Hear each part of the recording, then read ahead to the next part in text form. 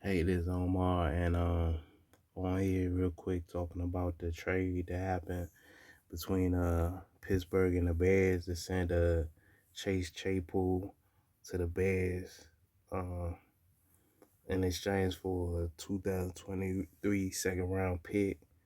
As reported by NFL Network or Tom Pelissero, and just my thoughts on it, and it's a it's a kind of hard to say right now because Chicago's not really a pass happy team. They kind of is a run first team. So Chase uh, Chase was in a better offense as far as throwing the ball to receivers. It's just the young dude Pickett.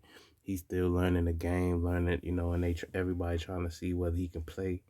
But as far as like Pittsburgh is a little more pass happy than the Bears, especially right now currently, the Bears tend to be a more run first team. So you add, you know, Claypool with Mahoney and I think I said the name right, Mooney.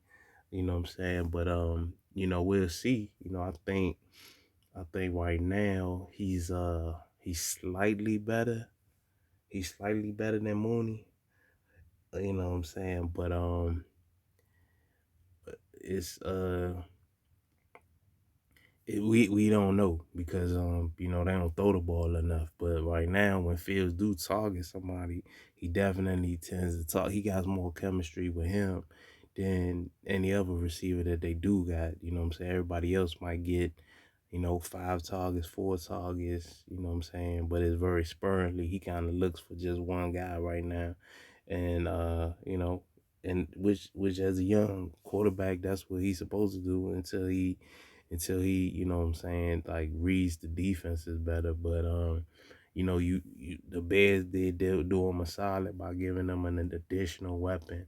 And then like I said, Claypool is a burner.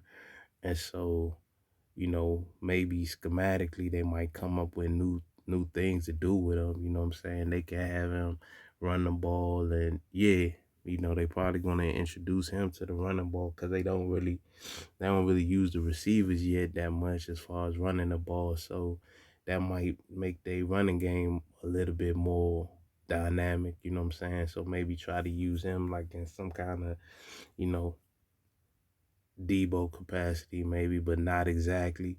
But just like I said, try to incorporate him more in some run plays. Game to game, just so he could touch the ball in case they don't feature him as far as throwing it to him. So as far as you know helping Justin Fields' development, that's good because you at least see up top, they trying to give you pieces since everybody said, yeah, they lacking in with wide receivers. They lacking with wide receivers. And so, Claypool definitely will be huge on the teams that was more pass oriented, but even for him being added to the Bears, it'll definitely give another element. And then once they go through the season and then they go through what I'm saying, mini camp, training camp next all season, what I'm saying, it should flourish. And he they you get him until the end of next season, and then you see what you got with him. But Pittsburgh, they did it because they like they got Johnson, and they cool with Pickens. Pickens looks like he could easily scoot into a number two route.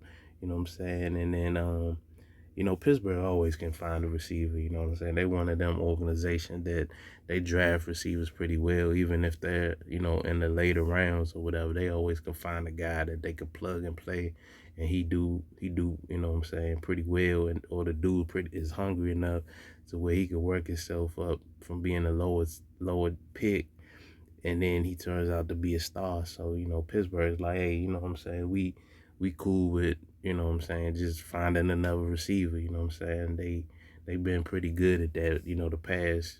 The past 10 plus years. They pretty they always they always got a good eye for the receivers and whatnot. So yeah, that's just my thoughts on that. All right, thanks for listening.